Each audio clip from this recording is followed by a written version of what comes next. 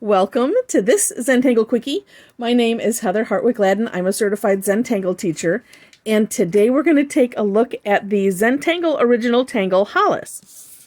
Now this one I definitely put in the organic category because it grows from itself. Also in the naturey category because it looks viney. So, neat tangle. And we'll just get right to it. If you've done the Tangle Muka, you'll feel this is kind of a similar type of stroke. All right. Okay, we're gonna just start here. So I'm gonna go from the edge. Ooh, you know what? Maybe I'll go from the corner. I do like to go from the corner sometimes. For whatever reason, I feel like it adds, like you get more space. It's a 2x2 square, but in my mind anyway. All right, so we're just going to do this because I think it'd be fun. That's more like it. So pick a place to start, and you're going to kind of do a curved line. And then turn the curve, and I'm just going to stop right here, around on itself, like so. And keep going, and then we turn that into an aura of the line that you just did. Now, this can be done with one stroke. And so that's why it's kind of like the Tangle Muka, because that is kind of how that one is done. Although, I mean, sometimes you have to pick up your pen to readjust or whatever, but it can be done on one stroke. All right. So once you have one done, then this is the it grows on itself part. So say from here where the curve is, I'm going to do another one. I just want to hold it steady. I want to hold it steady, but not have my fingers in the way.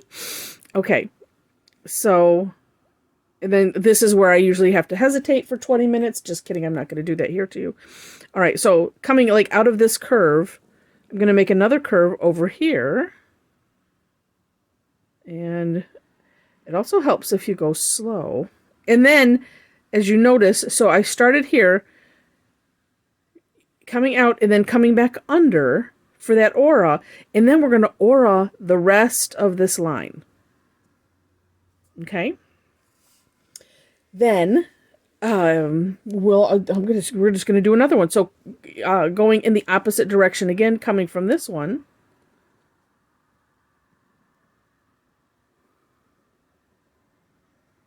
And just following that till I get to a stopping place like so.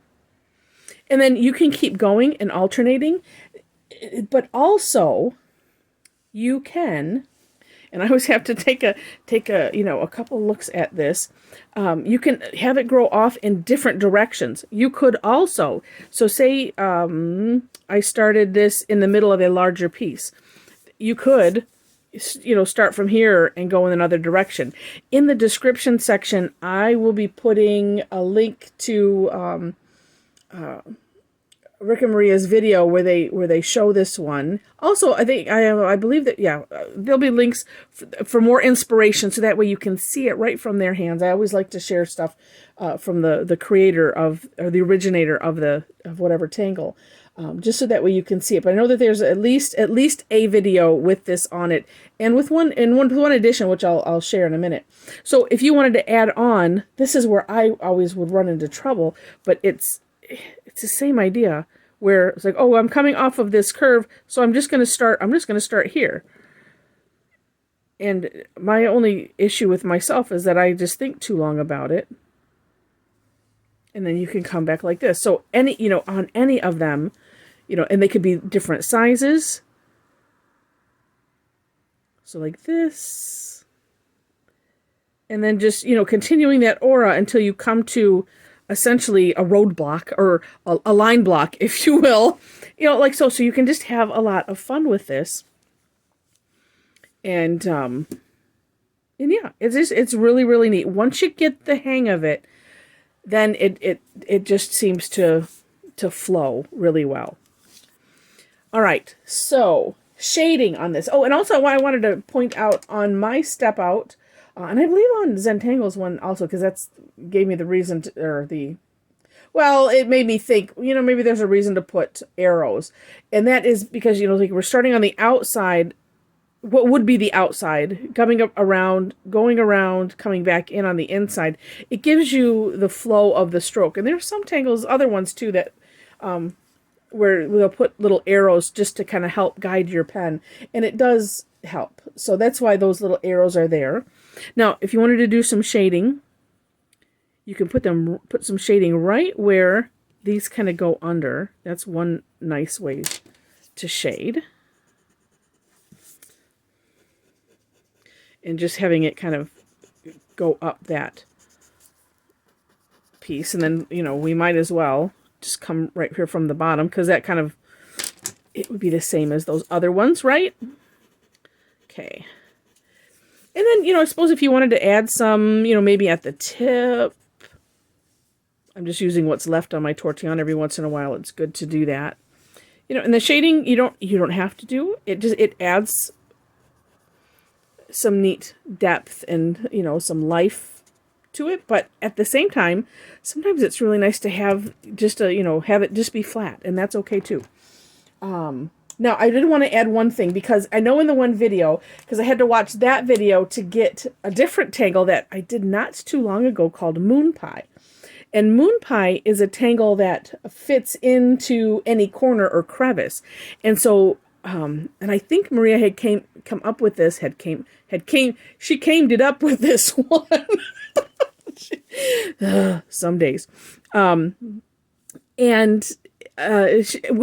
for Hollis, and it might have been something that she had used before. They share the story on it, so I will make sure to put that in the description box.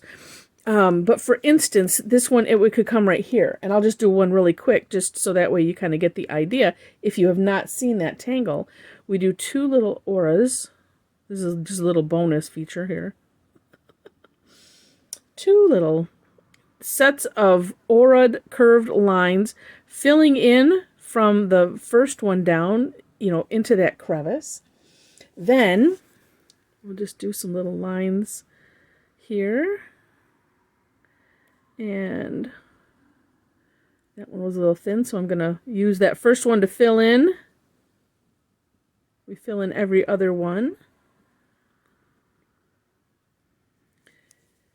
And then we'll add some little orbs on the top.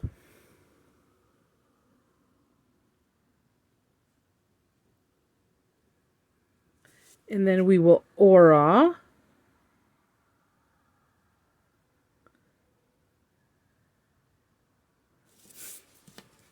that top, just like that.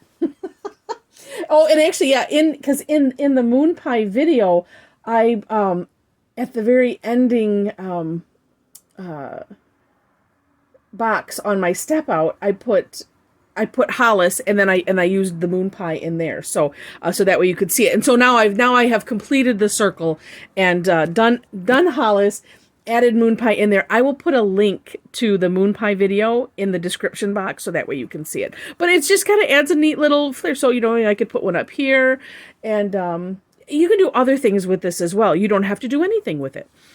You could just have it grow, but you can add it with, you know, any of the other organics, and it would look really, really neat. All right. I think that is it on this tangle. Yes. I hope you enjoyed it.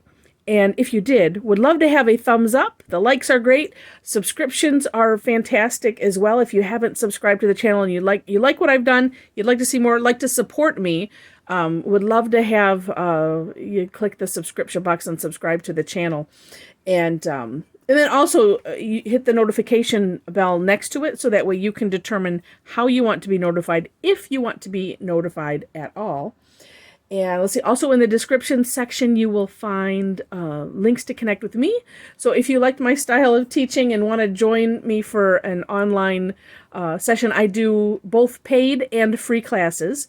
Honestly, it's more free classes than I do paid ones, but you know, but that's okay doing things like this. If you decide to subscribe, I also have a Tangle Addicts Club. That's a membership club, and that helps to support all of the stuff that I do. And would love to have you join that club, but just join the club, period. And information is below where the step-outs are listed. So with that, thank you so much for watching. I hope you enjoyed it. This is a fantastic tangle, and I wish you happy tangling.